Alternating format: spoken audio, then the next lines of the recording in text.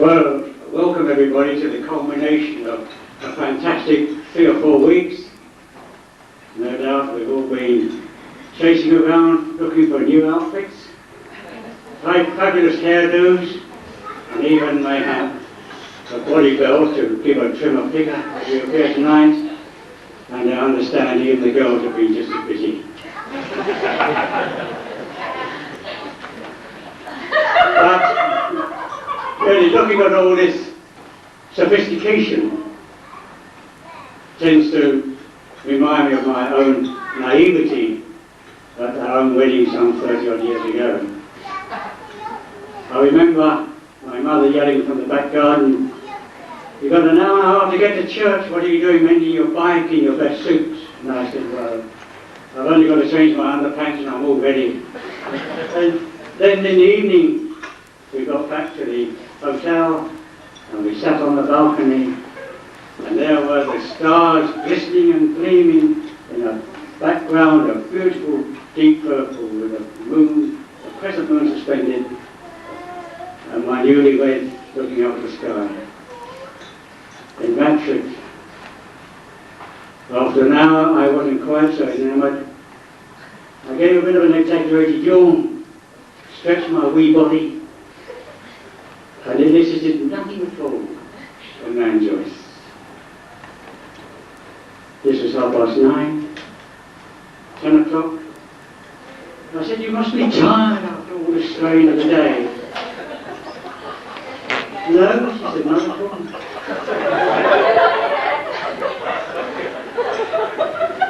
Half past 10, I felt there's something a little more positive I could do. So I said, "I'm going to get ready."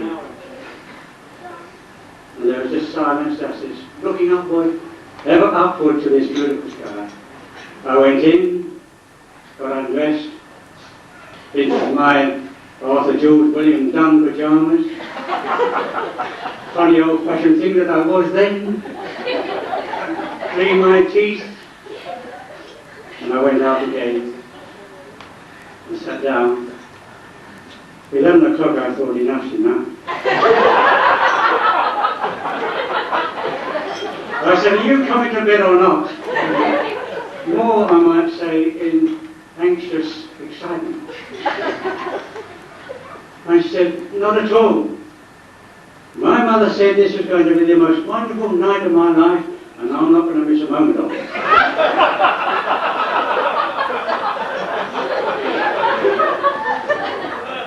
I have to admit that because I am a complete indolent sort of fellow, and quite incompetent at house maintenance, I've always tried to persuade our girls to marry a plumber, or a carpenter, or a painter, electrician, or decorator. So you can imagine my disappointment.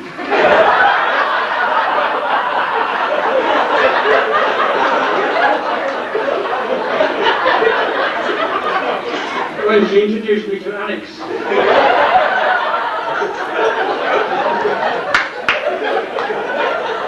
Her financial wizard.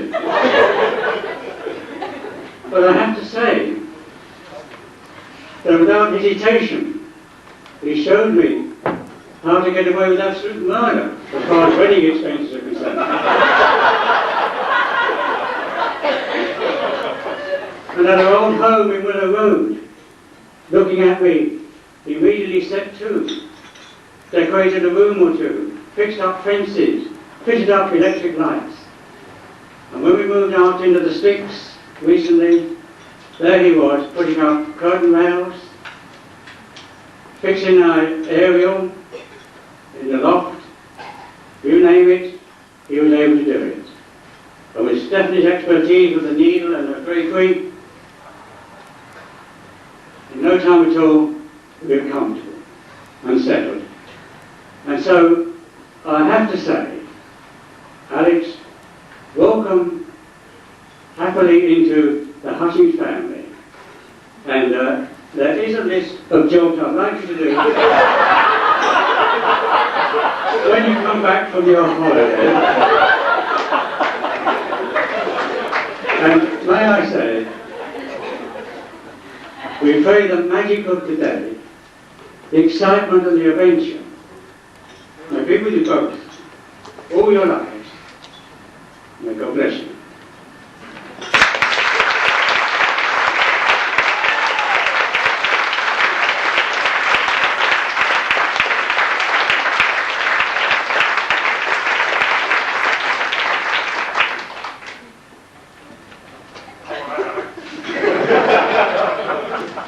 That's elastic.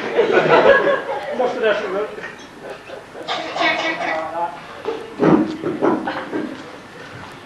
I had to write mine down because I knew I'd be on the beer. So I might stutter a bit as I'm trying to read it. First of all, I'd like to say a special thanks to Bill and Nan, who have done a lot of great work leading up to today. Anything with a fish on, either an invite or a little box in front of you, I think down to Nan, and anything that's got fancy handwriting on is down to Bill, and they put a lot of time and effort into doing invites and stuff. So I'd like to thank them for that. I'd also like to make a special thanks to everyone here who's come along, particularly the people that have come a long way. And I think a special mention should go to Steve Evers, particularly famous for his digging foundation garden party. For those who didn't have the privilege of coming along, this involved a weekend of going down to Steve's house, being given a pickaxe as he walked through the door, pointed into the garden and asked to demolish some old piece of old kitchen and dig a 4-foot trench. Meanwhile, Steve was wandering around drinking Colt 45 and saying, just over here, this needs As a result, on Monday, several people missed work, few people had backache, and not many people went to see him or shall I say a few weeks. But I think we're even now. He's just flown back from Singapore for 2 nights to be here. So thanks for doing that, Steve. And another thanks also to American Mikhailo, who've also come from Singapore to be here today as well.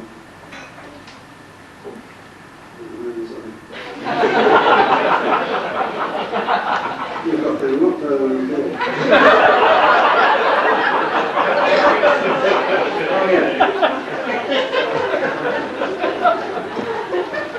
I'd like to make another special thanks to the Evers family and the Fisher family, who put up with me for many nights, stumbling in drunk from the pub, staggering upstairs, flushing the toilet at stupid hours of the morning, and eating them out of house and home, and really looking after me as if I was one of their own.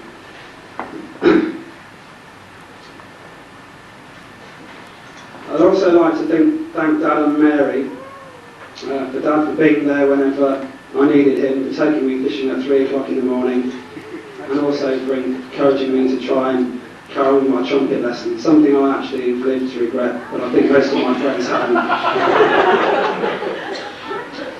As some of you, as you'll all be aware actually, today was a bit unconventional. We thought we'd leg it down the register office this morning and get the legal formalities out of the way so everyone could come along today and have a swinging time.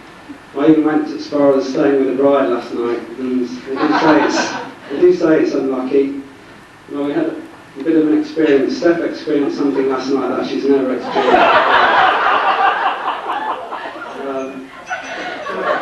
She was feeling a bit rough during the night, possibly because her last night of freedom was spent with me, and she had a little tummy upset. So I reached for my wash bag, remembering that there were 2 paracetamols that I had left over from my stag nights. And I said, Steph, take some of these, and here's a glass of water, as a kind future husband would do. And Stephanie took the glass of water, and she took the tablets in the dark, a little bit hazy, took a deep swallow, and then I heard the most strangest things come from her voice. Something that would come from I don't know, but she was almost sick. Unfortunately, it wasn't the paracetamol as I gave her. It was a soluble aspirin, and she decided, and she'd swallowed it as a good girl would. And decided, I think you'll have to last step or an explanation, I would like to give one. Just toast to the bride and groom.